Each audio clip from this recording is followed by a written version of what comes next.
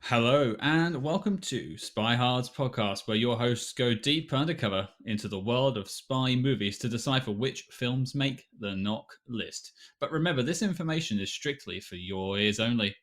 I'm Agent Scott. And I'm Cam the Provocateur. And jumping on the bandwagon with us as we chase a brachiosaurus through the streets of London, it is Ian and Ethan from the Best Film Ever podcast. Hey guys, how you doing?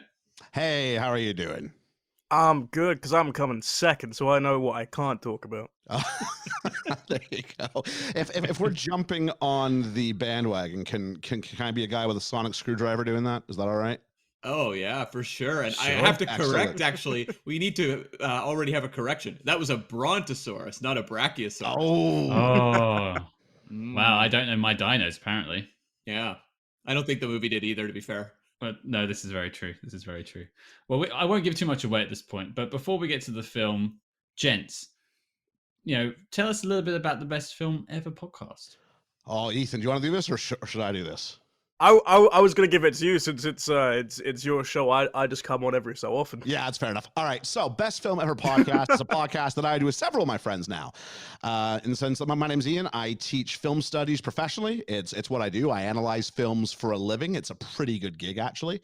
And so it started when myself and my friend Liam, who I go and see a lot of films with, we would sit after a movie is sort of over and talk about the relative merits of what we just saw. And he's kind of a traditional, just casual film fan. And I'm trying to point out all these things, and he's going, no, but you don't get it. It's about this. And so we kind of thought it actually make a lot of sense if we started documenting some of these conversations we were having. And that's more or less a podcast was born. And then through the wonders of pandemics and lockdowns, sort of everybody, we had some friends who also had something or had needed something to do. And just with schedules being the way they were, it sort of grew into a rolling cast of about 4 to 5. And we go through a film a week and we rate it and try and determine, can we come to a consensus on what the best film ever is? And that in a nutshell is Best Film Ever. Okay. So, I mean, at the time of recording, you just put out Fighting With My Family, the WWE Dwayne "The Rock" Johnson funded film. I admittedly haven't heard this episode just yet, but could you spoil if it is the best film ever? No, Fighting With My Family is not the best film ever. I think we all agreed it was a good film. No one went, I didn't like it. I just think no one's going to call this high cinema. It was a fun little movie, but timely. It is WrestleMania week, and so it felt like the right time to drop this, especially as we are in Norfolk, which is just a stone's throw from where the real life story of Paige, aka Soraya Knight Bevis, took place. So it all seemed like the universe was coming together for us. So we threw it on up there with a body slam and a WrestleMania sign point. But it didn't lay off the smacketh down. It did not lay off the smacketh down, no.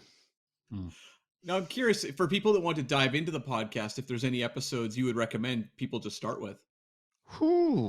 I mean, you can go all the way back to episode 1 and hear our very humblest of beginnings, which we start with Back to the Future, which I thought was actually a really decent starting point. But other ones that have seemed to prove quite popular, The Breakfast Club has been popular. I'm trying to think of some other ones. Silence of the Lambs was definitely a good one. If you want one where we have some definite contention and we do not agree and we quite vehemently disagree, Trainspotting is a good one to have on that one, where we've actually had to create a rule about, look, if you just think you're not going to get on with the film just from the off, you're allowed to take a week off. That's kind of the sort of rule. And then I show up to replace them. In case of emergency break glass, and Ethan comes in as our super sub, if you will. He's our Emilio Estevez in the Mission Impossible 1 sort of franchise, but with a much better endpoint to him. Yeah, I was going to say it's a very short-lived appearance. It is a very short-lived appearance. I wish I could have enacted that rule for the Ipcris file, but hey ho. Yeah, here we are. Now, before we talk about the spy side of life, you do have another podcast which kind of connects to what we're doing today. Yeah. Do you want to tell us a little bit about that? As if one podcast born out of lockdown wasn't enough. Once lockdown hit, we kind of sat around with not much to do, and it just happened to be the UK went into lockdown the same day that Disney Plus launched in the UK, and I'm still not convinced those two things aren't unrelated. And so we sort of jumped on and went, let's go ahead and start going through some of this Disney stuff on Disney Plus, and we release an episode a week on that. More often than not, a Disney animated classic, but we have dipped our toe in the world of Pixar, of Marvel, of some live action films. And once a week now, we sort of do a simulcast, a co-production between Best Film Ever and Talking to Mickey on whatever the Disney series du jour is. So right now, we call it Falcon and the Weekly Soldier, and that is Ethan leads that one. Actually, that's the one time I get to my good old show. Yeah, that's the one where I get to just sort of sit in the co-host chair and just interrupt whenever I feel like the spotlight hasn't More been put often on me than enough. not, but I'm trying. But so that kind of links us, I think, more naturally into the film we are discussing today. Well, okay. Before we make the Jurassic leap, if you will, into this film, we're a spy movie podcast, and you guys know that. So I'm curious. I'll put you on the spot. Ian first. What's your favorite spy film? Oh, favorite spy film. I'm gonna go. It's probably gonna be because it was one of the first ones I ever saw that I was old enough to kind of get what was going on. I'm gonna throw some love to a mostly overlooked Bond now, I'd say, in the sense that he started off strong and then it got ridiculously cartoony. I'm going to give it to Pierce Brosnan's debut in GoldenEye. It might just be the strength of the villain, but I just thought I love it when heroes come against their counterpoint, the evil version of themselves in sort of the end battle. And so I loved the game of chess between Sean Bean and Alec Trevelyan and Pierce Brosnan's James Bond. And, Bond wasn't ridiculous and stupid and having every gadget to get him out of whatever. It felt more grounded. So I really appreciated GoldenEye. So that one's mine. Yeah, we're big fans of that one here too. What about you, Ethan? I prepped for this because I knew I'd get stumped by this, and I'm gonna go sort of the similar with Ian. The first spy film that I really saw in the cinema was Skyfall, and that was the film that made me go, I think I might really like Bond. And I went back and started to really get into Bond, and I still think it's one of the strongest for Craig, and also just for the whole franchise as a whole, for what got a lot of my generation into it as well. Right. And then kind of it tumbles with Spectre, but I still think it's solid for that. It's solid for that era. It's hard to argue with Skyfall. It's really the one that brought a lot of people back into the fold after years of Quantum of Solace and Octopussies. Don't forget Casino Royale and the world's most unrealistic poker game that took place. It was like an event film because it was the 50th as well, so everyone in Britain had to go and see this film. Yeah, it was funny because they made a big deal of the 50th anniversary that year. And it's funny because Scott and I are also Star Trek fans. And like a few years later, you had the 50th anniversary of Star Trek. And they were like, do not mention a 50th anniversary. We are hiding this from the public. And then Star Trek Beyond kind of, piddled out at the box office. And like Skyfall, they made it a celebration. And that movie made like over $1 billion. So lesson to studios, if you have a 50-year-old property, champion that 50th anniversary. Lean into the wind, I say. Well, absolutely. Final question then on that subject. Seeing as you both answered Bonds, Ian, you went with a Pierce Brosnan film. Ethan, you went with a Daniel Craig film. Are they your Bonds, or do you have a different choice? For years, I would have given my answers being Roger Moore, actually, which I know puts me very much in the minority. I kind of like a little less rough, and I don't want James Bond to be Captain Kirk, which is kind of what Connery's Bond is, sleep with the women and beat up the men with a fist fight. And I guess if I can continue that theory, I guess Roger Moore is a bit more like Picard than and so I like the suave debonair Bond. As I get older and go back and revisit the films, they're just from a storytelling perspective not strong enough to hold up. And I think at the end of the day, a Bond has to be the merit of his films put together. So I think I am going to still lean into Pierce Brosnan as my Bond choice, dependent on how they see Daniel Craig off. It's just a shame that his Bond has been so miserable the entire run. Not as in like the films, they've been great, but just his portrayal of Bond is just kind of the grumpy emo kid in the corner the whole time. I think we were deprived of Roger Moore running through a wall to chase the bad guy down. What about you, Ethan? I really do like.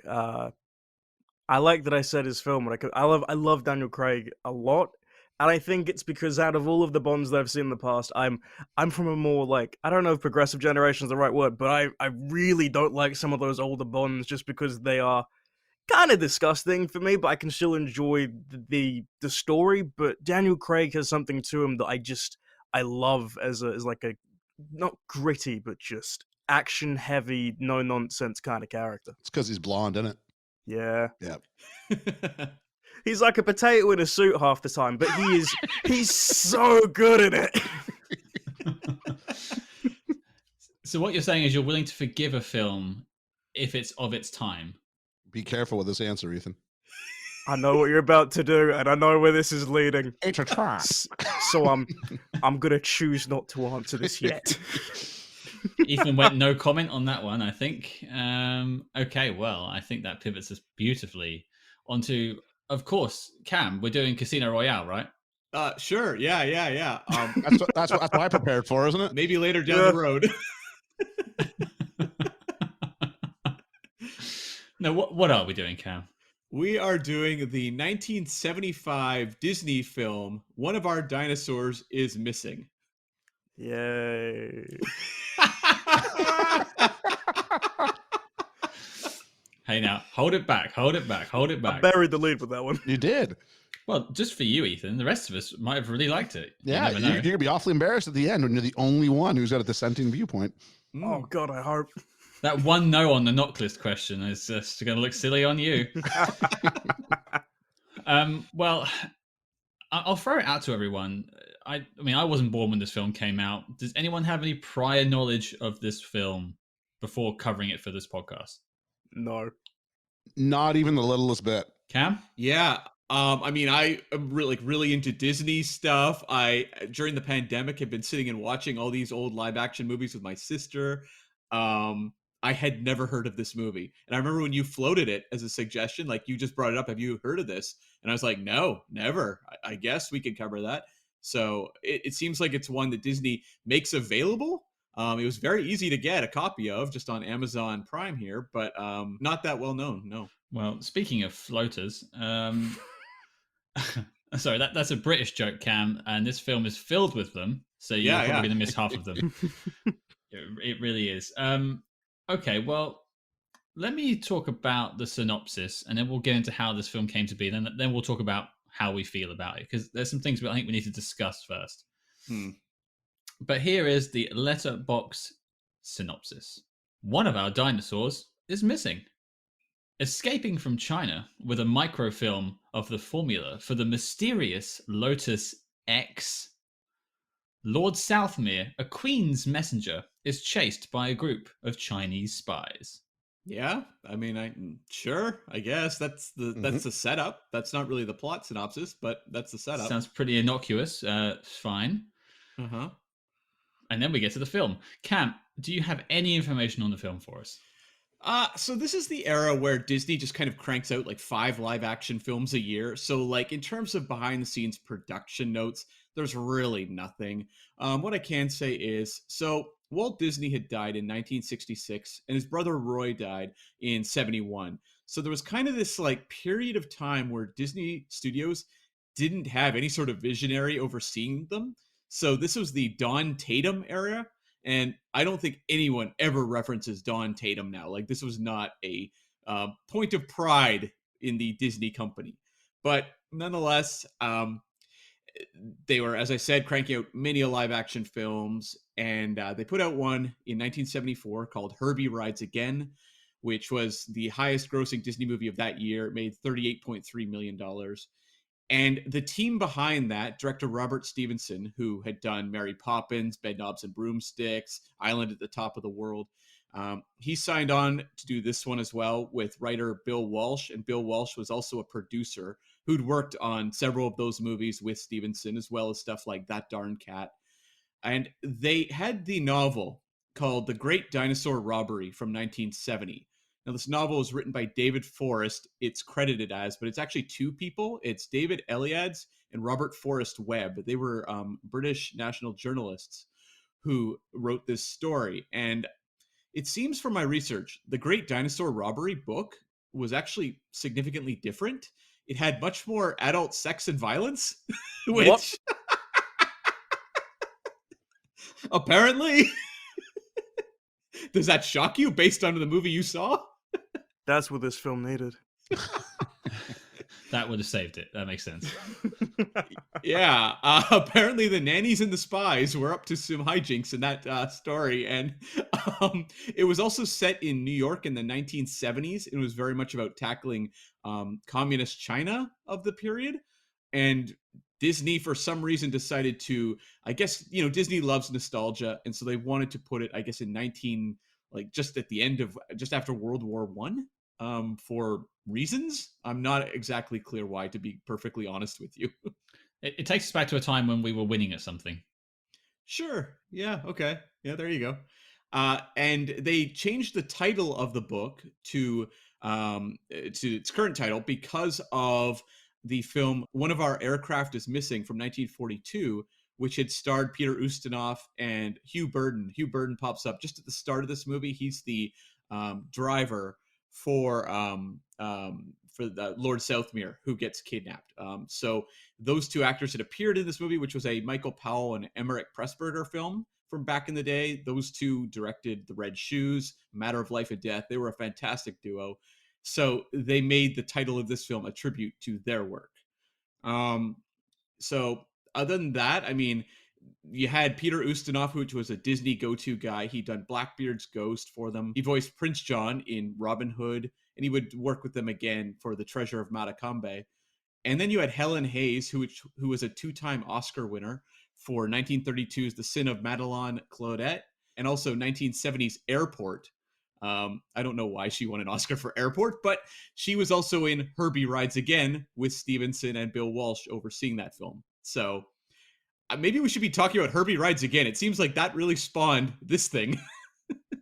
See, I really like Herbie and Herbie Rides Again, and now knowing that, I kind of want to just watch that now. Oh, the Herbie movies are so formulaic, really.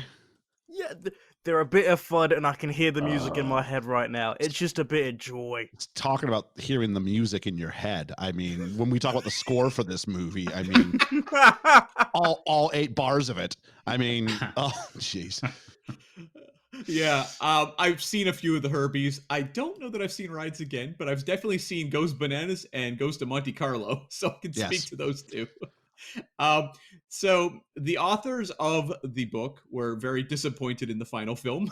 So we'll talk about why. And honestly, I don't know if it's for the reasons we're going to talk about, but nonetheless, they were not that thrilled with the movie. As for box office, whenever you're tracking box office of this era, it gets a little muddy. This movie, though, I will say, was not a particularly big success at all. It made about $5.5 million, so it would have fallen somewhere in like the 30s for the year. The number 1 movie was Jaws. Number 2 was One Flew Over the Cuckoo's Nest. Number 3 was Shampoo. Some other notables down at around number 6, you had 3 Days of the Condor, which we've covered on the podcast. And then, of the other live-action Disney films, let's stack them up and see how One of Our Dinosaurs is Missing compared. So at the box office, you had at number 10 on the box office top 10, Apple Dumpling Gang with Tim Conway and Don Knotts. So that ruled the live-action Disney roost that year. Then later down the chart, you had Escape to Witch Mountain, which was another hit. Then you had Strongest Man in the World with Kurt Russell. And then, after a little bit of a gap, you have One of Our Dinosaurs is Missing. And then down at the bottom, you have Ride a Wild Pony, which I have never heard of. We look forward to being invited on to review that film, too. I'm going to check if it's on Disney Plus so I can throw that one to you at some point during the podcast. There we go. That'll be the film that we're invited back onto your show for, basically. Yeah. It's not a bad shout. Vengeance is a dish best served cold. Indeed. It is funny, though, when you look up box office on this movie. Most movies from 1975, their box office stats are very easy to find. This one is not. So it's like no one really cared about giving accurate data for this movie, it seems. You might say it's missing. You could indeed. So that kind of wraps up the box office. A couple other notes I will mention. The dinosaur skeleton used in the film wound up being used in Star Wars. It's in the background when C-3PO is waving towards the sandcrawler. That is the large skeleton in the background, the skeleton from this movie. I know exactly what creature that's supposed to be, and that's gonna rock my life until I die now. That is the crate dragon, yeah. Oh my god. There is another Star Wars connection to this film. There is. I'm scared. Yeah. Maybe we'll talk about that in a bit, at least the one I'm talking about. I don't know. Scott, do you want to reveal now that you've teased it? Well, I'm trying to remember. I'm trying to find the right actor now. But one of them played the Emperor, I believe. Yeah, that's The Empire right. Strikes Back. Yeah, Clive Revill did play the Emperor in the now erased version of Empire Strikes Back. Now we have the Ian McDiarmid version in all of the Blu-rays and everything. But back in the day, yeah, that was Clive Revill playing the Emperor. He got Lucased. I did not know that. Yeah. Mm. And it was just a voice, though, because I believe they used a woman's face with a chimpanzee's eyes superimposed over top. Yeah, it's this really weird, disgust. It looks like a frog monster or something. But Yeah. I can talk Star Wars forever. You guys have created a monster now. Whatever stops us from talking about this film, I'm all right with it. I'm just like turned on it. And this movie, as we'll talk about, Peter Ustinov is the star of this movie as a Chinese spy. And so we will be talking about the yellow face aspects of this movie. But Peter Ustinov, after this film, decided this gimmick kind of works for me. So he actually did it again in 1981, playing Charlie Chan in Charlie Chan, Curse of the Dragon Queen. So there's an interesting legacy to the end, really, of Peter Ustinov's career. But I guess we can dive into it as we go forward. Yeah. Well, I don't think we should really wait until later. I think it's something to address now, personally. Funnily enough, we're recording this the same week that Remo Williams came out for us. So there's this double of Yellowface in the same week for me. So it feels like a lot, unfortunately. And Remo Williams came out in 85, was it, Cam? Yeah. Yeah, so 10 years after this. Unforgivable then. And I think it's completely unforgivable and tasteless in this too. Yeah. Yes. I would agree 100%. I'm just curious, from you, maybe starting with Ethan, were you shocked when this movie, got to where it was going with the setup there? I was warned beforehand about this, and I still wasn't expecting it as much. I was like, oh, he'll just be in the face, but he won't be. I can't imagine he'll be doing some crazy accent or just randomly spouting nonsense to make it seem like he's sounding Chinese or doing kung fu moves. We watched this maybe, I think, 3 weeks after the whole Stop Asian Hate movement has started in America, and I was like, oh wow, this is either amazingly timed or very poorly timed, and I'm not sure which one it is yet. Yeah. Yeah, it's a really unfortunate thing. It reminds me a lot of things that I used to see on television in my youth that would now just never get played. It just feels like British TV in the late 80s used to have things kind of similar to this and depictions kind of like this, and then they just sort of stopped happening around the 90s, which I'm thankful for. It should have happened sooner. But it didn't feel that alien to me because it feels like something that British TV had done before. Interesting. Yeah, I mean, for me, I was kind of bowled over because I find in my experience watching films over the course of my life, you do run into these yellow face cases in film, but I find more often than not, it's a small supporting character or something. Outside of I've mentioned before, the Mickey Rooney in Breakfast at Tiffany, when we're talking about the real caricature stuff, that's the one that always jumps to the forefront of my mind. I feel like a lot of the case, it was some side player would show up, you'd kind of cringe, and it was, they were in and out of the movie in just a few seconds. But this was a case where I was like, holy crap, this is the driving force of an entire film. That's shocking. I'm just curious, Ian, do you have something to say on that? It's just remarkable that most recently, the thing that I recall is How I Met Your Mother in their final season, I think it was, did a ridiculously poorly thought out kung fu homage and resulted in several of the actors applying yellowface in that, which spawned the hashtag How I Met Your Racism. But if I can jump on board what was said a little bit earlier, living in the UK now, or even just seeing the Peter Ustinov's portrayal, it did harken back to things I felt I've seen before. As much as when I was warned, I went, oh, geez, that's going to be rough. When I saw it, I went, oh, I forgot about this.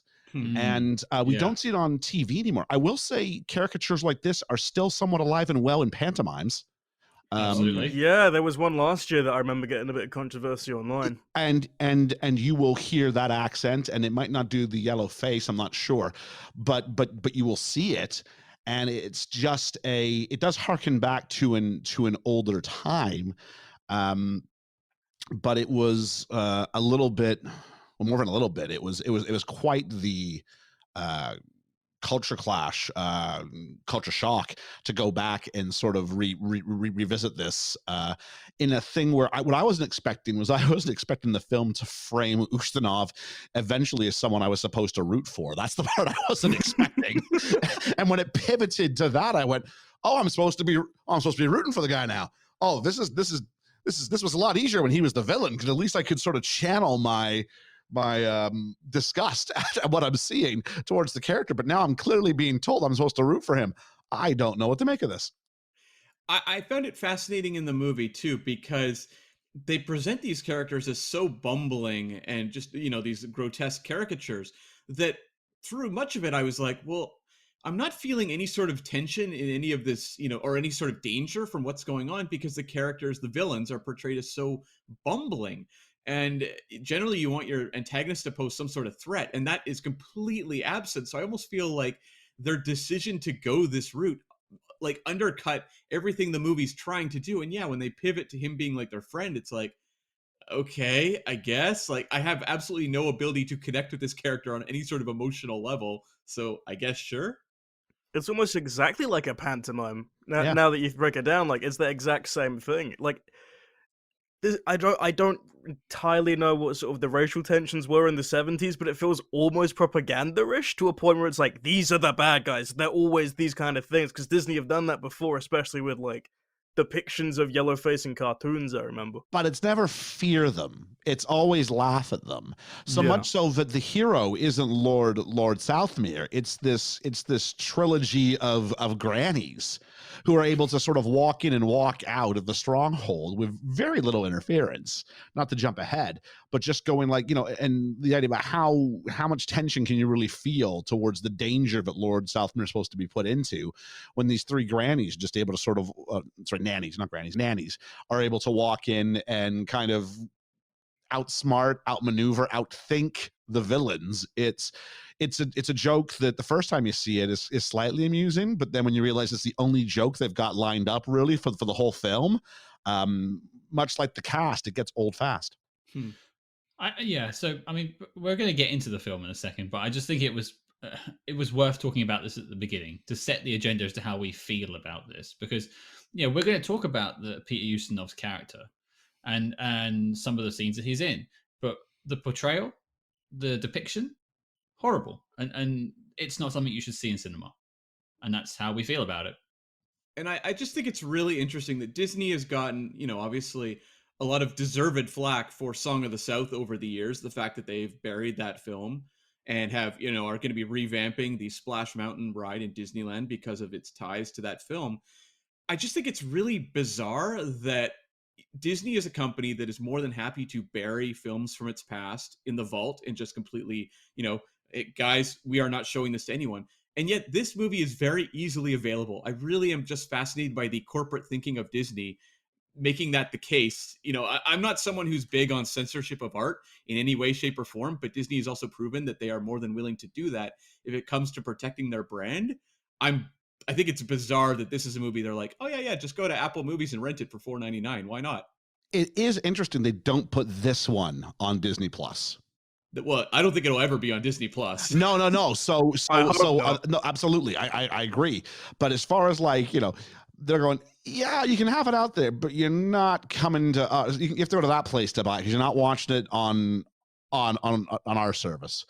So I think there's something in that. I mean, we famously, I think, to listeners of our podcast, went back and reviewed Dumbo a few months back, and some of the lyrics in Dumbo when the roustabouts are putting up the circus tent, and it's just a parade of black faceless men who are calling themselves apes who can't read and write. I'm going, oh, for forget a disclaimer, how is this song allowed to even still be in this? And so it becomes this really weird thing when what do you do when the nostalgia of your youth and you take a look and you go, oh my word, it's actually, you know, correlated with just some of the worst representation of people you can really imagine. In this one, you could sort of argue that they were trying to be funny, I suppose. But in some of the other ones, you're like, I don't know how you rescue that. I don't know how you rescue some of these portrayals that are just clearly meant to be hurtful. Well, it's interesting because I spoke about this on the Remo episode, but you look at the Ian Fleming novels, take Dr. No, for instance, that's got some really horrible terminology in it and some horrible depictions of certain nationalities and such. But there's a disclaimer at the beginning that's written by a professor, says about, you know, you should take it as a piece of art of its time, and kind of puts a preface on it and allows you to try and read the book as an artifact of its time. I don't think One of Our Dinosaurs is Missing is something that should be necessarily preserved. I don't think there should be an essay before the film. I think the difference is with some of those other ones, they're more sort of pieces of art that you can see as like really good jumping points for like cinema. This is not that. There is no saving quality to like give it any historic value whatsoever, unlike some of like the older Disney films, which were more like they were pieces of art because of their animation quality and the fact it wasn't done. This is just another sort of live action comedy they were pumping out for years on end. I will shout out to another podcast called Without a Mouse. I was listening to their episode on this film earlier today, and they recorded this episode back in 2019. So this is pre-Disney Plus. And I think at that point there was a Disney Life. I think that was their streaming service. I don't know if you guys know anything about that. Anyone? Oh yeah, I used to use that when it was because that was just like really early Disney Plus before anything had even been arranged. Well, this film was available on Disney Life for free. So once you subscribed, you just got it. Yeah. So they haven't made any attempts to hide it until Disney Plus came around. Yeah. That's concerning. Makes you wonder. It was interesting pulling up Roger Ebert's review from the of this movie from the time, and he has a line just at the end. He says, "You can't get stirred up about a movie like this. It's inoffensive. It's pleasant enough." And it's like, what? Oh. So it shows you though that Jeebs. what to us is maybe shocking in 2021, in 1975, and Roger Ebert was known to be fairly progressive in a lot of his writing on film. To him, this was just like, just a silly little movie. You know, like it didn't jump out the way it does to us now. I think that's just interesting. Oh, absolutely. I mean, I think there is that sort of caveat. Not that it excuses this, far from it. And as we said a few times over, this film contains no cinematic merit by which it needs to be preserved. We need to make sure we hang on to it. But I think it's a product of its time. I don't think Ustinov and Disney were breaking the mold when they came up with this. If anything, I think it was probably a very lazy caricature for the time. That they were just adding one more log onto the fire. It's a shame. I usually like Ebes.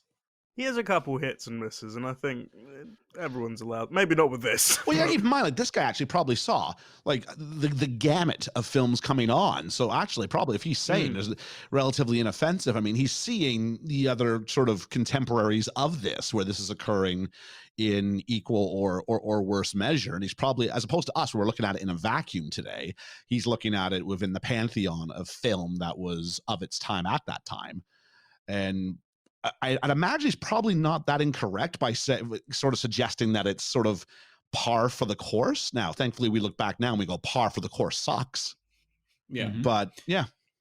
I think it's fascinating too that, just in the kind of the spy movie, genre as we work on this podcast, in 1973, you have Enter the Dragon come out with Bruce Lee, which creates an icon and shows the idea of what, an Asian leading man could be in the future of film. And this follows 2 years later. It's so seems backwards. Yeah.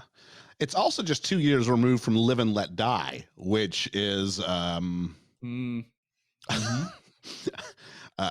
I find it to be a fairly problematic film. So, Yeah. And 1 year removed from The Man with the Golden Gun, which also has some problematic stuff as well. Yeah. yeah. The only thing as well, I mean, I suppose we'll jump over to the review in a second, but have any of you got any experience with the Carry On films? I don't. I grew up with them and I've never gone back because as a kid I didn't find them funny. As I got older, I went, oh, that's just like I was in that era that was raised when Little Britain and like Come Fly With Me was a thing, and I went back last year and watched them, and I was very shocked that even in 2010 that was still being let slide because there was like straight up really bad yellow face in that too. Yep, absolutely. So that is like 40 years difference that it was still going on. So it was one of those things I went, yeah, gonna happen. As a transplanted Canadian, I think all I know about the Carry On films are that A, they're not a very good quality, and B, I believe what I know is that they're ridiculously misogynistic, I think. That's about all I know. And slightly homophobic. Okay. Everything's like some kind of sex reference or just like the biggest innuendos you can do. I remember there's a scene, I think it's like Doc Cotton from Coronation Street is like her bra just flings off and that's the big joke. That happens more than once. And that happens like I think it was like every film that happens and it's just well, ugh. Just for the North American listeners, because I know like for over here, like I'd never heard of the Carry On films, and I know there's a Carry On Spying we'll probably cover at some point in the future. But could you guys just maybe sum up what the Carry On films are for those who aren't familiar with them? Pain. See, okay, I don't know. I don't know if I come from that angle on that one. I don't know. I was raised with the Carry On films on in the background of my parents' houses. Houses. There actually was two, to be fair. And they were always around on television. Carry On Spying, Carry On Camping, Carry On whatever. And that was just like the baseline for humor. Right. And so I feel like those films really, well, I mean, look at Joan Sims, one of the main actors in this film. She was in almost all of the Carry On films. But like, what are the Carry On films? So every film is different. They have almost the same cast running throughout. And it's basically like, it's kind of hard to give you an idea, but like an anthology series of different situations. And they're just crass comedies based on that situation. So like there'll be a hospital, there'll be a holiday camp, there'll be a spy. You get the idea. So it's kind of just like we present a scenario and it's sort of just a clothesline for gags throughout. Yeah, it's like 90 minutes of jokes. Right. Okay. Fair enough. Yeah. It's like, those sort of old, I say old, like 80s, 90s American comedies where you get a load of sort of up-and-coming comedians to do something like with Wet Hot American Summer. It's sort of like that, but like consistent for a couple years. We have it still on BritBox, which is our streaming thing, and they have a load of content warnings. I'm seeing which like contains language, sexual references, racial imagery, stereotypes, and homophobia. Like every single one of those now has that like warning for all of those. I think there's like 12 films now or something. I feel like we're kind of digging into something here. I kind of want to talk about before we get to the film. I know this might get cut. It's up to Cam. But when we're reviewing films, and I don't know how you guys feel about it as well, do you like to take it as a piece of work from its time, or do you try and hold it up to a more contemporary, lens? What do you like to do? Who's the panelist in our pod, basically? So I think Liam is very much one to argue that these things are of their time, and I'm likely to lend him an assist on that one and go for the maybe not to the extreme that we're talking about here. And One of Our Dinosaurs is missing. But if we were talking, let's say, let's talk about like James Bond, GoldenEye, the classic good girl, bad girl, the fact that he's a womanizer, all those sorts of things. We go, these are products of their time. It's a form of escapism. We can't put 2020 morals on a 1995 film or earlier, so on and so forth. We need to realize the sort of time frame and the context which they were made. Georgia and I think Ethan, if you feel free to correct me if I'm speaking out of turn here. I think as the younger members of our panel are more likely to, as people who didn't live through that era and haven't seen that necessarily slow progression where it's all for them kind of like a history book and it just feels very jarring what they're seeing composed to what they know to be right. today are more likely to come at it with a critical eye and say this isn't on and we can't excuse it for that. So I think overall I don't think we take a stance. We just try to have that conversation. Mm. Yeah, it's kind of what Ian said, but like a bit of both. Because whenever I see films, I try and be like, okay, this film came out in this era. It might not look as good. It might have some outdated things. I'll still try and see it as a piece of art. But then I'll also be like, this wouldn't fly now. So there's a back and forth for me of this might be done well, but also there are issues now which might bring it down. My girlfriend is black, and we watched Dumbo recently, and I forgot about all the issues, and she loves Dumbo. Mm. And she was like, I completely understand the product at the time. I hate this one thing, but it's still, I love the character of Dumbo in the movie itself, which since I've kind of gone to that thing of, I can understand, I won't accept it, but I can see why it's there and then see the film overhaul, but then I'll take it down a couple pegs because of that one issue that's very glaring now, which wouldn't slide. Yeah, I find because I watch a lot of classic film, you always want to take, I think, the social norms of the time into consideration with the film. And I think there's a lot of classic films that you would point to that have problematic elements, but you can understand what led to those decisions. And to me, it often falls more on, do those decisions, the ones that haven't aged well, do they overwhelm the film? And in certain cases, there's movies, you referenced Dumbo. Does it overwhelm the film, or is it a moment in the film that you need to have the conversation about afterwards? That's up to the individual viewer. But like, I can look at a movie like Dumbo and say, okay, there's a lot here that is still, really interesting artistically. Whereas then there's other movies that you look at and you just go like, holy smokes, like this is so much a product of its time. It's basically unwatchable now. And maybe that leads us into this film. But Scott, I want to hear from you. I suppose I'm somewhat new to the reviewing films on a podcast, although I've been reviewing films in my head all my life when I've been watching them. And I do try and look at it as a piece of its time. I mean, with this, for instance, and I think, Cam, what you said actually really resonates with me, is does it overpower the film? And I would say it does. But then you look at, I'm going to lean back on Remo Williams again. And, Joel Grey made a choice to come and take that role on. And he said he didn't want to do it. And then he came and did it in 85. He shouldn't have done it. And I think that, again, took me away from the film. But then I also kind of think, like, if this comes out at the same time as the Carry On films, this is exactly the kind of thing they were doing. And people were eating up the Carry On films and still watch them today. So I feel like there's like a give and take a little bit. I almost kind of want to not lean as heavy on this film. But then every time I just see Peter Ustinov's character on screen, I just cringe a little bit. Oh, this film's got plenty more problems besides that as well. So don't worry, we can lean on it in a lot of places. Well, why don't we dive into sort of the film itself and just maybe some of those other elements? So maybe just start with Ian, just initial thoughts on the movie. Oh, I struggled with this one. As far as not like reaching a judgment, but just struggled to get through it. Because it all felt very samey. That was my big issue with it. It was, like I said, it's like, here's the one joke, and we're going to do it again and again and again.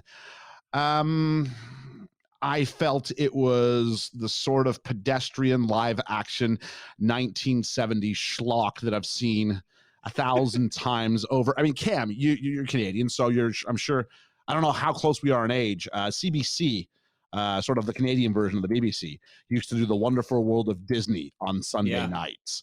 And they would almost always have some live action crappy film from the 1970s out of a Disney catalog. And they would throw it up there. And it just felt like that sort of a thing where it was just a kind of tired premise with some children who are supposed to come across as quirky and funny, but just ended up getting on my nerves. And we just hit the one or two jokes that are maybe landing, and we just drill it into the ground over and over again until some sort of glorified gotcha punchline at the end, and that was your movie. And I just sort of felt like I waited a long time for what was probably about 40 minutes worth of content. Yeah, okay. Ethan, what do you think? I got about 45 minutes into this, and I paused it for a second, and I saw I was 45 minutes and went, No. This is a long 90 minutes. Yep, I did Yep. the exact same thing at the exact same point in the movie. Yep. And I went, because I was like, this film's about a dinosaur, right? When does it go missing? And I got to like the midway point. The dinosaur's not gone missing yet. I'm really concerned. And the next 45 minutes went so slow. There is a channel called Dave in the UK, and every Christmas they do like these murder mystery parodies with Johnny Vegas, and it felt like that at points. I'm like, there's gonna be like 4 ad breaks, and maybe I'll understand why, but it just keeps going on and on and on, and it was just that thing. I got tired at a point. I went, this doesn't feel cohesive. This feels kind of muddled and like jumbly. I think I sent a message to Ian being like, is your copy the same as mine? Because mine feels like I'm in a fever dream because it's just weirdly choppy. I just refuse to engage you after. Like, I already saw this once. I gotta talk about it later. Don't make me. No, Scott, you watched these movies twice. Did you watch this one twice? Yes, sir. Oh, wow. That is the greatest of commitments I could ever imagine to a podcast. Yeah. I tell you what. I actually liked bits of this film. I found it. I the first time around I watched it, I was hoping for something to grab me. It didn't really grab me. I was trying to figure out what it's supposed to be. Is it a kids' film? Is it a comedy? Is it a racist agenda? I don't know. And then the second time around, I just stopped trying. And maybe it just had beaten me by this point. It had just taken away all of my will. And it just became like a kid's campy romp film where I had no stakes in the game and I just sort of enjoyed the bits that I could enjoy. Like the nannies fighting the ninjas. That's just funny. Sure.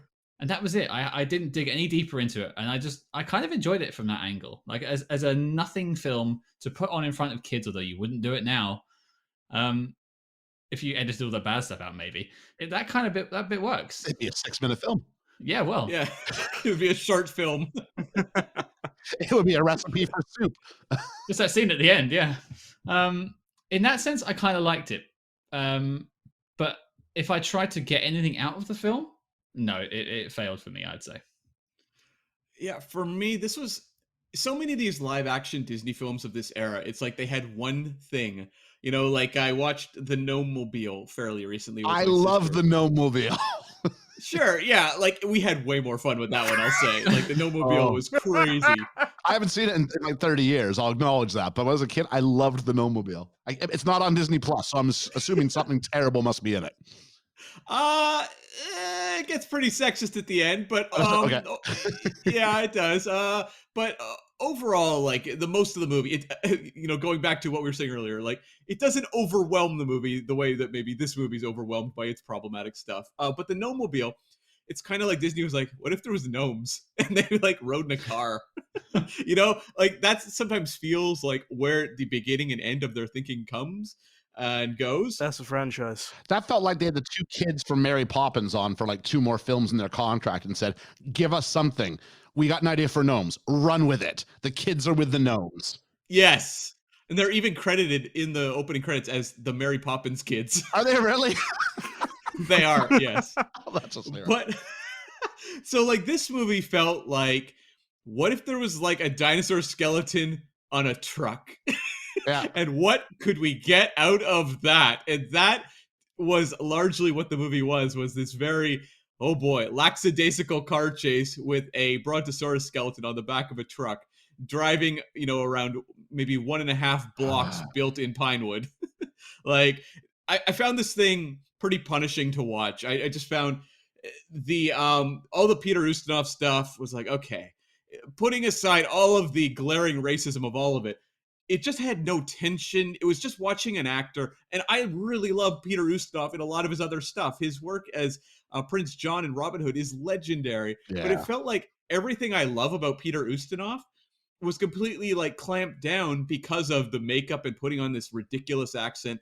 Basically, everything I enjoy out of that actor felt suppressed. So I'm like, okay, this isn't working as a villain.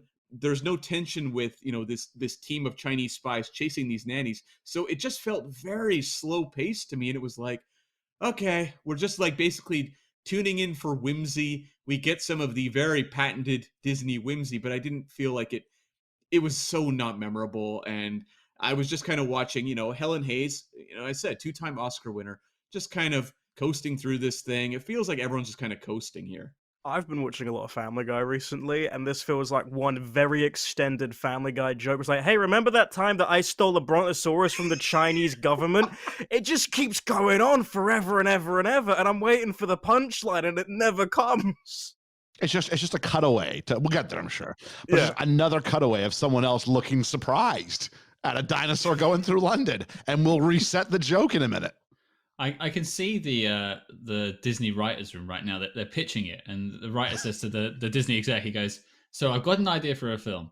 We got a dinosaur on a truck." The Disney guy goes, "Yes, here's money." And he's like, "No, do you want to hear the plot?" No, just film it. Just film it. Just go.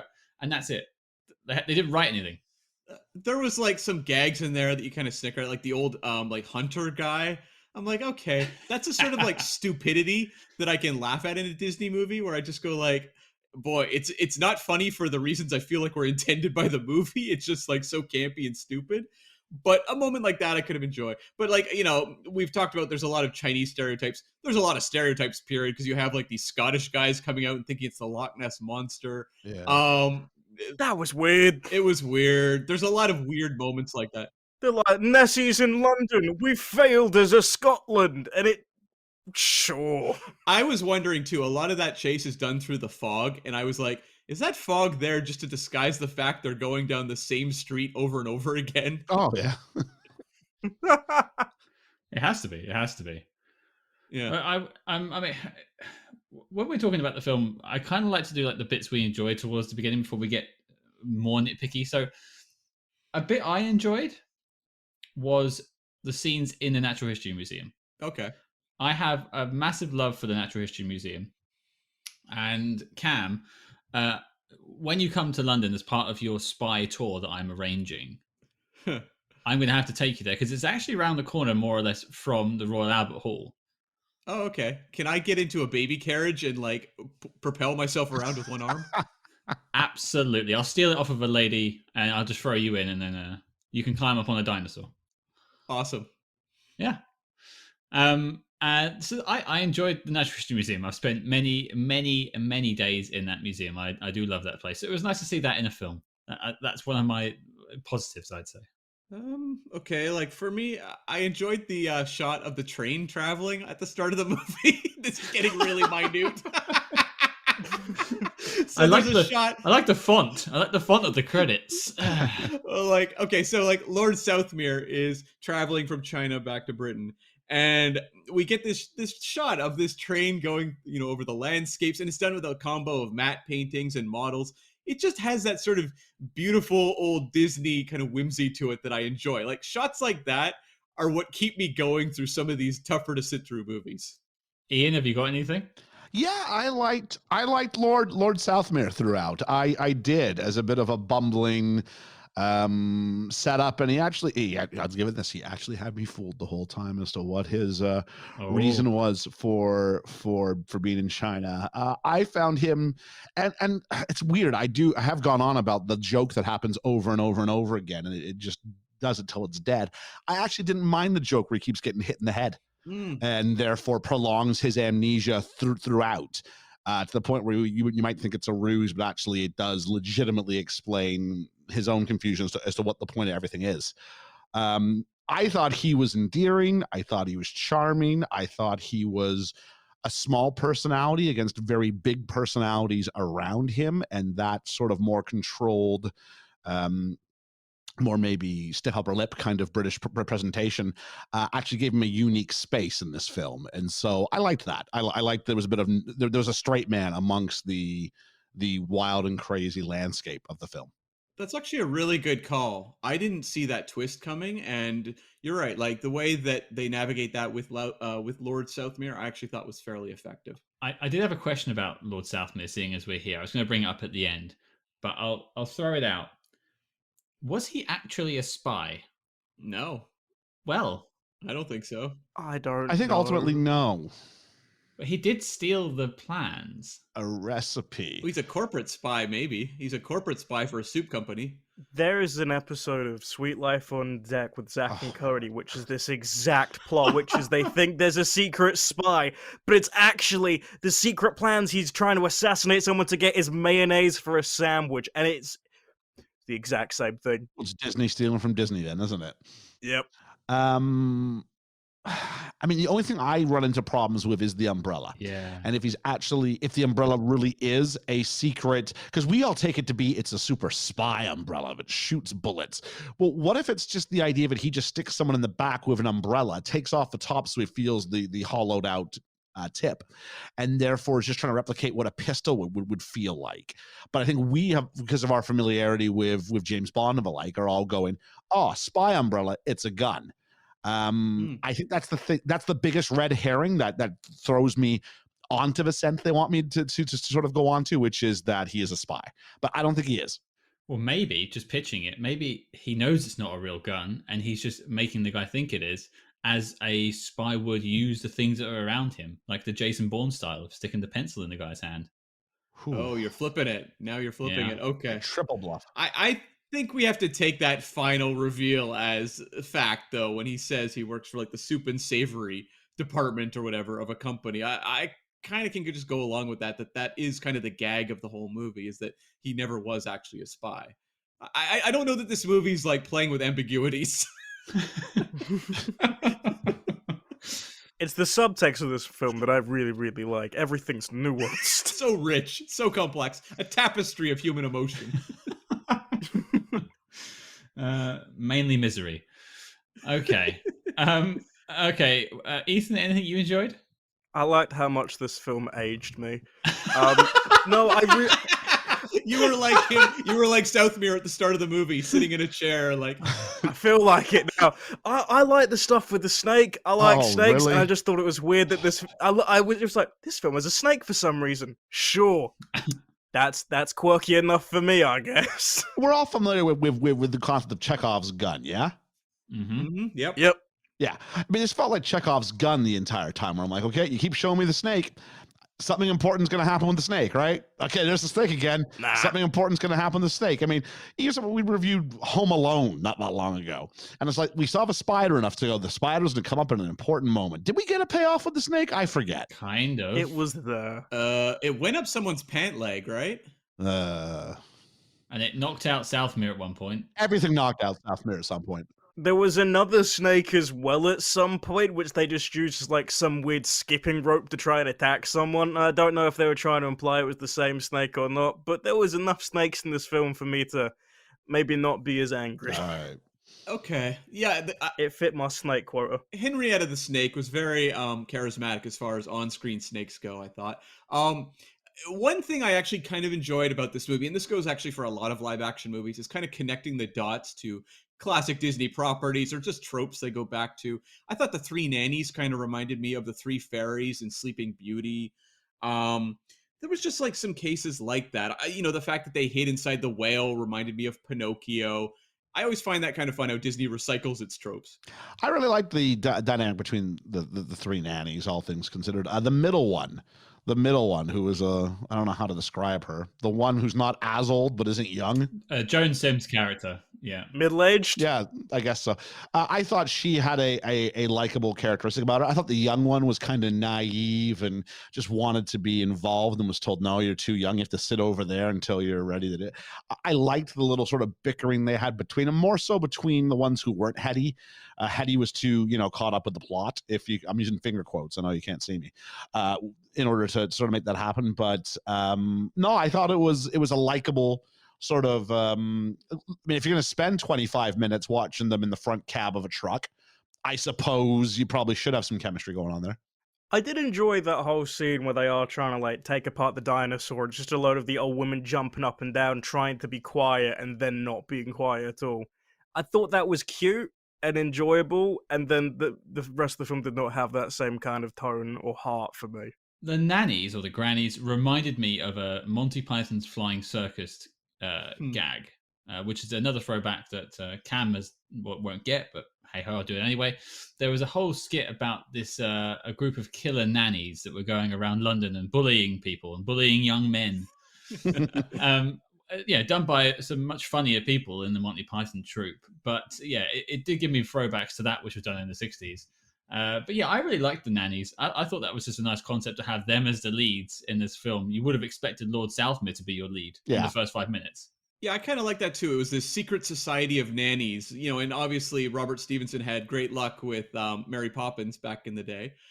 So it's kind of fun to see him revisit that concept here. And I like the idea of kind of these elderly gals all getting together and, trying to find a microfilm on a dinosaur skeleton in the middle of the night. Like things like that are fun. Or the three of them, as, we've said, taking part in a very slow paced chase. It has that sort of like hijinksy quality that Disney movies often have, but the nanny idea is fun. Although I am curious, they talk a lot in this movie about the power of the nanny. Now I can't relate, having never had a nanny in my life. I don't know, can any of the UK hosts on this show or guests talk to the power of the British nanny? Well, I had a nanny, but Oh, we wow. call Okay. we call well no to preface, we call our grannies nannies. Oh, okay. So yeah, sorry to spoil that. But no, I mean, I never had a nanny. It's something that the rich people would have here. I would say. Ethan, would you resonate that? I'd say so. I didn't really know anyone who had a nanny per se. I knew one person who did, and that was like not even like in this film, just a young childminder. Really, like it was never done in the same kind of vein, like from what I'd seen in person. All the films usually got it kind of wrong. And did that kid join you in a game of Ring Around the Rosies? No, He was- they went off and had to move because their nanny stole a dinosaur. That classic trope. Those kids that those nannies had to put up with were really unbearable. Like Disney movies of this era, the child performances are real hit or miss. You'll watch some where the kids are just unbearable, but like these two young boys were really awful in this movie. That kid with the snake sucked. He did. This is the younger one, right? Yeah. Yeah, he was not. I didn't mind the older one. He was okay. The younger one, I'm like, whose family member are you? I think he just wandered on and they were like, oh, we can't afford to lose any more film. Just keep going. Keep going. Costume fits. It's kind of hard to try and think about the good things at this point. I'm kind of struggling here. I enjoy playing the game of, oh my God, it's that guy. Yeah. And the Colonel, I don't know if anybody else noticed this, but the Colonel was the third Doctor, John Pertwee. Oh my God. From Doctor Who, which is why I made my sonic screwdriver reference off the top of the show there. So he dropped on. I went, I know that face. Who is that? And then it suddenly hit me that it's classic Doctor Who Doctor, John Pertwee. Hang on. I count myself as a Whovian. Where was this Colonel?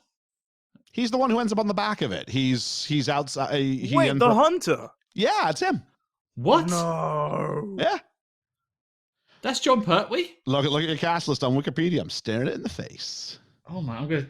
Oh John my Pertwee is the God! Colonel. Oh my God! There he is. Ka-chow, ka-chow. It is. This is why we bring you in. This is the money right here. The money. There we go. So yeah, it was just one of those things where I had to, I was searching long and hard for some positives, and I went, hey, there's John Pertwee as the Colonel to sort of. I mean, I don't think I was sitting here going, I hate this film. I was just really struggling for anything that got me intellectually stimulated by it. Yeah. I'd say that's fair. Yeah. I did have a question before we leave the discussion about the nannies. That protracted driving sequence, I had a question, but I would say it went on far too long. Oh yeah. It overstayed its welcome by about 15 minutes. Yeah. Having done a little bit of research into it, Roger Ebert in his review mentions that he was just really hoping one of the dinosaurs would go missing as it went.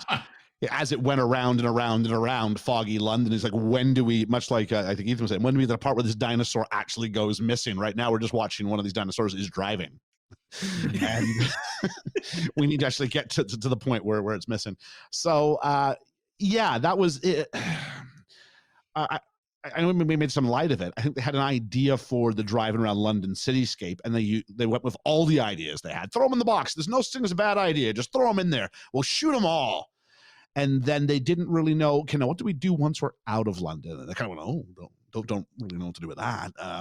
I know there's two dinosaurs. So ergo that situation. Well, The question I had about the driving sequence, and I mean, Cam, I think you're the oldest person here, and you were around at the time of the dinosaurs. Thanks, Scott. So, Thanks. yeah. You might not be. I just want to call you old. It might be me for all intents and purposes. Okay, we'll have an old off with the question. Okay. Yeah. So the vehicles they're driving are powered by coal. Yeah. I was like, what? Did we have vehicles that were powered by coal? Because I think we sussed out the internal combustion engine before World War One. They put a train on the road and didn't question it.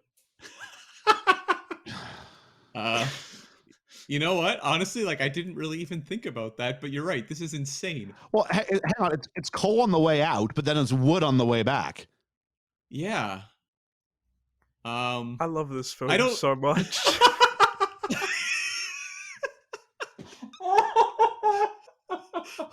Well, Scott, you drive a vehicle like that now, right? Of course, I'm always shoveling coal. No comment. I have no idea. I was gonna look up like internal combustion engine when it was invented. I could Google it. Maybe there were steam powered cars, but I've never ever. It must have been, but I've never heard of it because surely the weight of the car would be impacted by the weight of the coal you'd have to carry to propel the car, and therefore you'd need to burn more coal to propel the car. Can you imagine like the driver's tests in those days? Well, you need two drivers, surely. You need someone to put the coal in and then someone to steer. Yeah. I have We no are answers for any all of this. stumped by this, I think. Yeah. I think it's fascinating though that I sat through that entire sequence without really even thinking about the fact they were shoveling coal into that car. I was like, okay, yeah, there were so many other weird things going on. That did not jump out to me. Was it the fact that you were watching the film was the thing that was weird? Possibly. Yeah. Okay. Oh, I did have a question actually for people from the UK. What is a paper chase? Okay, I'm glad you asked this question because I had to Google it.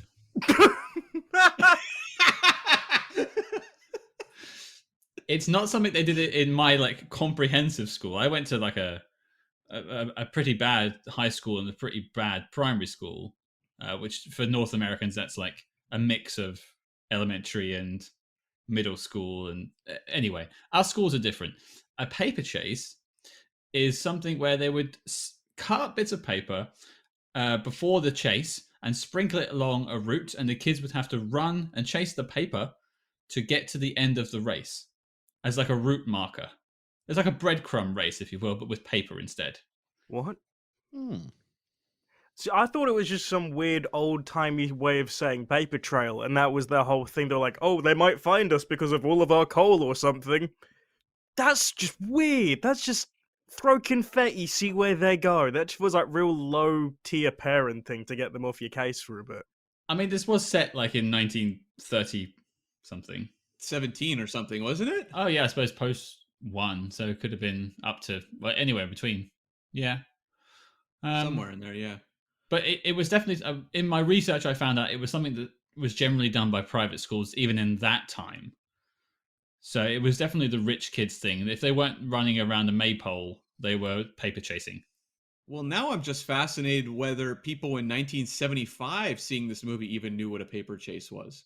Well, I mean, there's a somewhat well-known high street shop called Paper Chase in the UK, which I think takes its name from this. My only guess is that that's what happens. But yeah, I scratched my head, and if Cam, you scratched your head too, and Ian and Ethan are both scratching their heads. I think it's a very old thing. Yeah, I think so. And as established, I am old, so I should know what a paper chase is. I mean, you knew the Brontosaurus when it still had, muscles and skin. That's right, yeah. I recall them well. We had one, a pet named Dino. I do have the second dinosaur. We did mention that as well. That is a somewhat famous dinosaur. How so? Well, that dinosaur, the actual one, is called. It's a Diplodocus, I believe. Diplodocus, yeah. Thank you. I'm not a dinosaur guy. I had Peter Ustinov pronouncing the name of that dinosaur in a approximation of a Chinese accent, so it was very difficult to understand what that dinosaur was actually called. I think I'm right, and Ian says I'm right, so I trust Ian. There we go. And so that is what basically that dinosaur has been sat in the open hall of the Natural History Museum since 1905. Hmm. So Oh, I they've know had that. exactly which one that is. Yeah, you would have seen it. Its nickname is Dippy. Wow. Yep. It currently is not on tour anymore, but it was on tour before the coronavirus. It was taking a brief hiatus. There was a Stegosaurus there, but when lockdown ends, Dippy will be back in the Natural History Museum. So you're saying I could go to the Natural History Museum and see a movie star? Well, you'll see me and Cam there as well, to be fair. There we So, I'll be in the carriage. But where are the butterflies? Good call. Well, there is actually a butterfly area in the Natural History Museum now. So they were foreshadowing. Oh, there we go. You can see I like Natural History Museum, guys. It is cool. Okay, well, usually we'll like go through the characters and their performances. I mean, do you want to quick fire that, Cam, or do you think we should just go to like the bad bits? We can maybe just quick fire through it, maybe. Or actually, you know what? Yeah, let's just go to the bad bits. Yeah. Yeah. I don't think any performances like stand out, so I don't really want to like tip my hat to anyone. Yeah. Apart The from for bad snake. reasons. Yeah, of course. Yeah. Henrietta the snake, of course. Okay. I'm not going to go first. I'm going to throw it to the guests first. Ian, apart from some of the obvious things, what were some things you disliked about this film? That the abominable snowman respected political boundaries. He carries Lord Southmere to the edge of China, dumps him on the ground. I think it's along the lines of, "You are no longer in China," and just takes off. And I'm like, I did not know that the abominable snowman was an official agent of a Chinese government. I kind of love the abominable snowman. I should have brought him up in the things I liked versus the model shot of a train. Yeah, it was gonna be something I was gonna think of too. Yeah, like that's the sort of craziness that I actually kind of enjoy. Like that's the sort of thing. Off the top, you set up Ustinov and whatever, where I go, oh boy. But, you know, I see that shot of the abominable snowman. I go, that's the kind of thing I like in some of these 70s Disney movies where it felt like everyone was on drugs. Plus, you know, you got the abominable snowman on the Matterhorn and the Disneyland rides. Like, I love that. So that was kind of cool. I wish I'd seen more of them. So, you know what? Getting back to things I didn't like that the abominable snowman didn't feature as a prominent co-star throughout this movie. He could have been the spokesman for the wonton soup at the end. Oh, I wish. Yeah. That's what you could have had. You could have been on the label. Oh my god. Yeah, and you have like him and Peter Ustinov like high five at the end. Sure. He could even say the line as like, "There's nothing abominable about this soup." Oh, Scott, stop writing my sequel. That's the sequel. He just wants his copyright. He just wants his paycheck for it. That's all it is, and it's a courtroom drama. I could see it. I had a question for you guys. Did any of you hear, because so much of this movie is driven by this mysterious Lotus X. I know what you're going to say. I know what you're going to say. Did anyone else hear it as Lotus Eggs? No. I heard it as Lotus Sex for a bit. Okay. More interesting movie. Well, especially because the Lotus Car Company is not too far from where we're at here in Norfolk. So there we go. Oh, okay. I wrote down because I do two sets of notes. I do the initial watch, which is like a thought stream, a continuum of my thoughts throughout the film, and then the second one is kind of like my likes and dislikes in the second viewing. All of my first viewing has Lotus Eggs. Yeah. EGGS. And then I did some reading about the film afterwards, and it was Lotus X, X-Ray, X-Men. And I was like, that's not what they're saying. But apparently it was. Yeah, it's like my ears maybe corrected themselves about halfway through, and I went, wait, I think they just said X. So I had to fix that. But I had another question for you guys, because this movie I struggled with asking myself, like, who is the star of this movie? Like, who is the lead character, and why does no one have any personality traits? Like, I guess you could argue Helen Hayes is the protagonist of the movie, but like, what is there to her character? It feels like they begin and end with like nanny description. And it's like, okay, like I really struggle with that throughout this movie, because I can watch some pretty crappy Disney movies, but if you give me a memorable character, like Scott, you and I talked about Condor Man, which was a pretty fun experience. Those are very specific characters in Condor Man. this group, they were all just kind of archetypes, but none of them had any real personality. No, I think it's more the joke, and they do draw attention to it. But I think it's the concept. They go, well, no one knows what a nanny gets up to on her day off, and they went like, think of the most unrealistic, ridiculous, over the top thing that could be, and then that becomes the imagination for what nannies do on their day off. They're running around with dinosaurs through downtown London and thwarting the Chinese government spies. And much like, I can't believe I'm doing this as well, in Little Britain. My big issue with Little Britain as a series, if you've ever seen it, is that they mistake a recurring joke for a character. And so a character's got a punchline or a catchphrase, and that's not a character, but it's all they have to define them as. So in essence, that becomes their de facto characteristic, is the fact that they say this thing. There's like 4 jokes in Little Britain you could be talking about, and that's the worst part. Yeah, there's the one, whether it's he doesn't like it, computer says no, I'm the only gay in the village, all these things, they're not characters, but it's all you get to base this character off of. So the nanny, it just becomes posh little nanny doing the most absurd thing. There's your character. That's a character. And I said, well, no, that's not a character. No, it's a character. And unfortunately, that's what drives us through this whole thing. Unfortunately, he's not the protagonist. He's the antagonist, kind of. This whole thing's a Peter Ustinov vehicle. And because we are supposed to shift and we are supposed to change our alignment and be rooting for him by the end. Once his number 2 ends up trying to usurp him, we start going, oh, don't usurp Ustinov. I like Ustinov. Now, not that I do, but the film's telling me I should be feeling that way. So much so at the end, when he comes together with Lord Southmere and Bananis, we're supposed to go, oh, look at that. Oh, he's the spokesman for the wonton soup. That's great. And it's not. And I guess the only thing working in that sort of that style of what the movie's trying to do is that Quan is a character I hated even more than Peter Ustinov's character Juan. Yeah. Like, I thought Quan was unbearable to sit through any scene of him just doing like hijinks, following nannies around, falling in water, and then just all of the stuff of him bickering with Peter Ustinov. I was like, I can't stand this character of Quan. To answer your original question, who I think the lead character was, I think it has to be Helen Hayes. Yeah.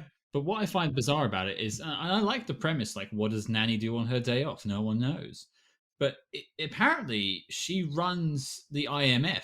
She is Peter Graves from the Mission Impossible TV series. She even has a little book of people she calls up for certain missions. She is the spy of the film. Yeah, kind of, yeah. Huh.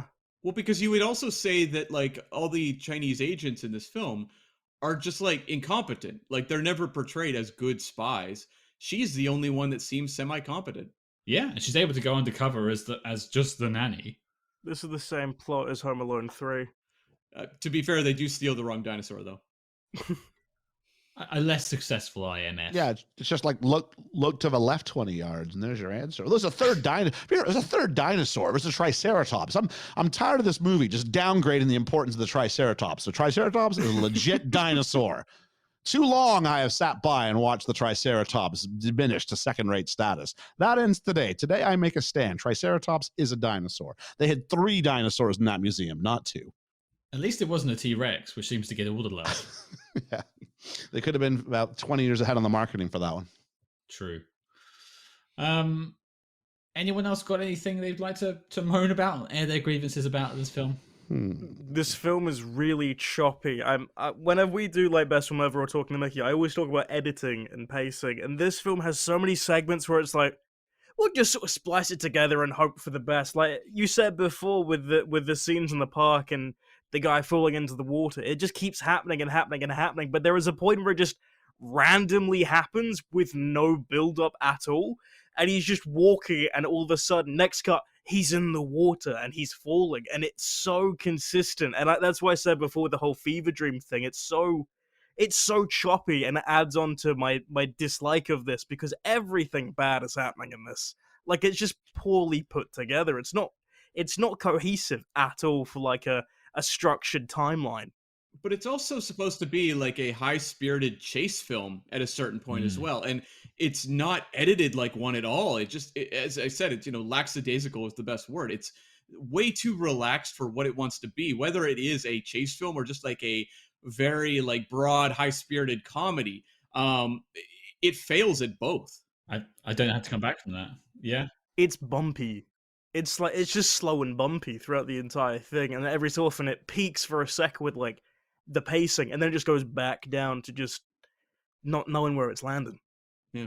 Something I felt this film could have used more of is I felt when you actually got Lord Southmere and Ustinov in the same space at the same time, I actually found them to have a fairly decent chemistry between the two of them.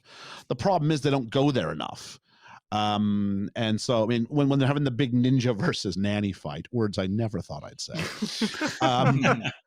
And Southmere is about ready to like get up for a moment to help his nanny out, and Ustinov goes, no, you get up, I get up. Right now we sit, and they're sitting there sort of cheering from a distance their respective teams, like, you know, two dad coaches at a you know, underage football match, just trying not to get too involved. I felt they had a nice rapport between the two of them, and as a result, it seems strange that for everything this movie did seem to have time for, it didn't have time for any more of them. And I thought that they actually had a fun dynamic, even so that when the reveals made at the end, I actually did feel it was a bit of a lighthearted, hey, gotcha, and you know, and him going, I told you I'm not a spy. There was a lightness to those exchanges, and by keeping them apart for so long, I don't think it made the ultimate payoff any better. In fact, I think it suffers for it. Well, the one thing you can say too is that like they didn't make the character, you know, of Juan irredeemable. Like a lot of movies will present a villain, make this villain like really awful for like 2 films, and then in the 3rd film it's like, no, now he's a good guy. I felt like this movie actually worked with the twist that he was actually, you know, a friend of theirs at the end, or an ally. I mean, they never took that character into too dark a direction in terms of being violent or merciless. But Scott, do you have a thought on that? I mean, just the ninjas versus nannies penultimate scene of the film. It gave me definite vibes of the episode of the original series of Star Trek, The Trouble with Tribbles. Yeah. And Cyrano Jones sort of taking his drinks around the Klingons and the officers fighting and things like that. It did kind of remind me of that in a campy, fun kind of way. I think by the point I got to that scene in the film, I'd lost all of my brain cells. So I was enjoying it. So the question I'll put to you guys is, would you rather be on Team Nanny or Team Ninja? I feel if I go on Team Nanny, I'm not going to run the risk of being cancelled on Twitter at a point for appropriation. So I'm going to go for that one for the safe bet. Yeah, you know what? I'm gonna, and plus, I mean, just going off of this movie, it seems like the nannies are more badass than the ninja spies. So I guess I got to go with the winning team. I'll go nanny. Yeah, the nannies have competent leadership, so I will also make it 3 for Team Nanny. Hold the Fran Drescher. I hadn't thought about the whole cancel culture thing there, so I have to, of course, go nanny as well. Yeah. I want to make a note too that the restaurant that the Chinese spy agency works out of is called the Reluctant Dragon, which is a nod cute. to That's nice. Yeah, it's a 1941 live-action Disney film where a comedian goes and takes a tour of Disney studios, and we get to see an animated segment called The Reluctant Dragon in that film. So maybe a little bit of a very somewhat forgotten Disney film from the era, but you know, you got a little tribute to it here. Before we get to the NOC list, I'm just going to throw it out to everyone for any final thoughts or anything about the film. Ethan, any final thoughts? I think in 2021, there is a chance you could remake this and make it just a campy, fun Disney Channel type movie on Disney Plus that no one will be offended by. This could have been really entertaining, but it's just so poorly slapped together that I think that's the worst. There's a lot bad to this, but it feels so low effort at points as well that I think that's almost one of the worst qualities of it too. Like, there is nothing redeeming here to even be like, kind of cute. Nah. Who would the villains be? I'm sure you can have the butterfly guy. Honestly. Well, look, okay, but I mean, as a corporate group, so maybe I'm going to turn the question back on our glorious hosts here, guys who deal with spy movies on a regular basis, and spy movies by their very nature are devised around the concept of us and the other, And in, you definitely couldn't go bankrupt by portraying the Russians as the bad guys. And then for a long time, it was people from the Middle East or people from Central Europe or da-da-da-da-da. Occasionally the Americans, the Brits themselves. But how do you do a spy movie in a time when any representation of another nationality or group is deemed as being offensive? How do you do spy movies anymore? Oh, I can answer this one. I think what you have to do is go the, Mission Impossible route of it being like a syndicate. It's a rogue syndicate made up of members from all over the world, and they are the ones putting together this mission to hide microfilm on a dinosaur and what have you. I mean, I could also answer, you just turn the tables on the film. Why does it? I mean, you could just have. First of all, you would cast culturally appropriate actors from. Absolutely. That's a given, of course. But why is it not? One country is stealing a dinosaur from the UK or stealing our recipe for something, and we're the bad guys trying to get it back. There's no, we can be the bad guys in a Hollywood film. We can, but people won't like it. Is the thing? I still think you should. Box offices have suggested that that doesn't tend to work. That's why the Americans are the bad guys so rarely, and why I think maybe the Brits constantly are. It's a very British thing to look at it and go, yeah, we can be the bad guys. I don't think necessarily. How about Canadians? Canadians as the villains in this. Hey, it's our recipe for maple syrup, eh? Yeah. I think they just give it away. Timmy Ho. Yeah, we'd be like, no, you can have the dinosaur. We're okay. Oh, we're sorry about all that. Yeah, have the maple syrup. have the dinosaur, eh? I just wonder, though, like how much of the issues just with all of this is traced back to the source material. And the book is, I should mention, is out of print. I feel like a lot of this was probably already in that book. So I don't know that this is a property that needs to be dug up, excavated. Oh, for dug a up, nice. Film. Thank you. I could just see the headline now. If you tried to remake it, it would just be the headline that says like, "One of our dinosaurs is racist." I'd be like, oh god. Yeah, I could see it. Ian, what about you? Any final thoughts? Oh, on this? Or Casino Royale? Yeah. No.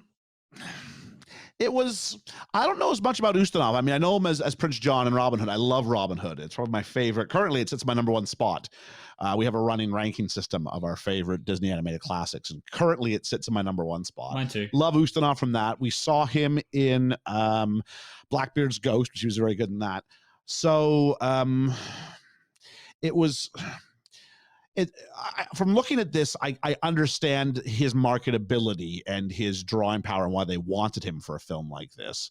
Not the execution or the idea of itself, but the idea of an Ustinov-led project is apparently money. So just get him to do anything.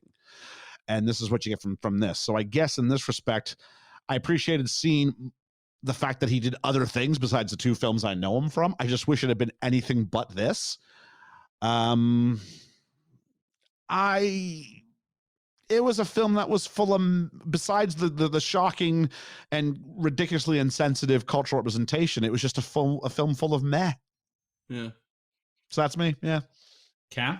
Yeah, I mean, as I've said, I've become very familiar as of late with just rewatching a lot of these 70s Disney live action movies and 60s ones. There's a lot of junk out there. You watch something like The Shaggy DA. It's kind of a drag too. It's very poorly edited. This one, to me, though, it just runs that extra step of just being really offensive to watch. So it's kind of like, why would I recommend anyone watch this? It's a foregone product of its time. And I found it just kind of grating to sit through. Hard to argue with that. The only thing I would bring up is it's such a bizarre film that at one point there is a love scene between a dinosaur skeleton and a giraffe. Oh, yeah, that was weird. Yeah. I was waiting for Marvin Gaye's Let's Get It On to start playing. Because they have the worst shot, too, because the giraffe's licking its lips and everything, too, is just like making eye contact. Yep. Oh, God. That bit I was scratching my head, but I think my brain might have melted by that point. And that was like minute 50 of the car chase. By that point, I don't know. Okay, so we've arrived at our destination. It is time to decide if One of Our Dinosaurs is Missing makes the NOC list. Ethan, Yep. you're our guest. You're up first. Yes or no? Is it joining the likes of GoldenEye and North by Northwest on the NOC list? See, part of me wants to just because it'd be funny, but I'll hate myself for it. No, this does not at all. Yeah, I mean the reasons probably speak for themselves, but any particular reason? It's very outdated, and films can be outdated, but this one is so outdated in like racial depictions, in humor, in plot, in pacing, in editor, in every feasible way. It's just so poorly done, and it's so racist. Yeah, Ian. I would say that One of Our Dinosaurs is missing, should be missing from the NOC list. Even if you take out the racist representations in this film, it's nowhere near a good film. And from my understanding, listening to the podcast, the NOC list should be a place for the very best, and this doesn't even get close to watchable, really. So I'm going to say for that reason, I would keep it off of the NOC list. Cam. It's a hell no from me. This movie came out the same year as Jaws. Let's think about that. Look at the craftsmanship on display in the #1 movie of the year, and then look at this creaky piece of crap. I mean, like, this feels, not just in terms of its depictions outdated, in terms of like filmmaking, this feels like it was made decades before where we're going. So this does not represent the best of its era, the best of spy films, the best of Disney films, the best of anything whatsoever. So it's a big no from me. You could have argued those nannies needed a bigger truck. You could, yes. That's too much coal, though. Monty Python and the Holy Grail came out that year, and that's like not aged the best, but it's still so much better and entertaining. And funny. Oh, yeah. And funny, Yeah. yes. Yeah. Well, I mean, my vote was already pointless at this stage. It was 3 no's, so I might as well say, no, I'm going to say no. There is no way that One of Our Dinosaurs is making the NOC list. I will make sure that doesn't happen. This film, as we've said, apart from the unforgivable stuff on the side, it doesn't do anything to make itself endearing. It almost isn't trying to be endearing. It's just existing. And that's why I kind of feel like it should stop. It should be extinct. I was going to say that, Cam. Thank you for stealing my joke. You're welcome. You're welcome. You waited too long. Yeah. Okay. Well, They were so busy wondering if they could make One of Our Dinosaurs is missing. They didn't think about where they should make One of Our Dinosaurs is missing. But Ustinov, That's chaos. he finds a way. references to better films. Yes. What killed the dinosaurs? The Spy's Age. Well, there we go, folks. The dossier on One of Our Dinosaurs is Missing is complete and filed as classified. Hopefully an asteroid lands on it too. Ethan, thank you, and we're sorry. I promise you one thing, and that is we will have you back, and that it will be a much, much better film that potentially stands the chance of being on the NOC list, because this was kind of a... Maybe one of those cool carry-on films you're talking about. It'll be Spies in Disguise with Will Smith as a pigeon. I think I've sealed our fate. I think you may have, actually. Yeah, Oh, I'm writing it down. Spies in Disguise. Yeah, you can get your votes in early if you'd like. Excellent. To save yourself the appearance. But no, honestly, thank you both for taking the time to come on, the time to watch the film. We really appreciate it. I'm always talking up Best Film Ever podcast. We're good friends on Twitter. We're always tweeting at each other. And I would recommend them to our listeners. I have before. We've played your advertisement on the show. I wouldn't recommend it just anyone. They are a great podcast, and I think everyone should go check them out. And we want to say a big thank you for having us on, even for a film like this. So the kind of film we're used to dealing with. We're used to dealing with the best that cinema has to offer. So it was nice to put our other hats on for a little while and avoid the dinosaur droppings. But thank you as well. We talk you guys up. I think probably just a bit of a mutual admiration society going on. But I think we probably started right around the same time frame as well. So it's been fun to watch kind of both of our respective journeys going very well. I would, if I don't mind knocking on my wood. Oh, that sounds almost quite. Yeah, I was gonna maybe don't say that one. That sounds problematic. Well, it's a good thing this review had nothing else like that to go off of. But no, just a massive thank you to us for thinking of us and having us on. It was absolute fun. Yeah, it's been great having you on. And again, we will have you back sooner than you think, and for a better film, I would say. Huzzah! And so, yeah, of course, guys listening, check out Best Film Ever. Check out Talking to Mickey as well. Check both podcasts out and get some more Ian and Ethan and the rest of the gang in your lives. Right, Cam, what are we doing next week? Well, we're going from this to 1964's Goldfinger. No whiplash going on here with quality. Okay, I haven't heard of it. Tell me more. Yeah. Well, and I'm very much looking forward to tackling the third Sean Connery James Bond film. Yeah, it's been an interesting journey revisiting the Sean Connery films. I didn't really rank them the way I had originally, but now revisiting them for the podcast, it's been interesting to see the sort of steady increase in consistency that we've had so far. So I'm hoping Goldfinger keeps on going up. Yeah, hopefully. So your mission, should you choose to accept it, is to watch the James Bond Sean Connery classic Goldfinger and join us next week. You can, of course, find the NOC list at letterboxd.com/SpyHards. You can find all the films that have made it and films much like One of Our Dinosaurs is missing that will never, ever make anyone's list. And don't forget to follow us discreetly on social media at SpyHards. That's SpyHards on Facebook, Twitter, and Instagram. But until next week, listeners, you lose 3 points. You hit a granny.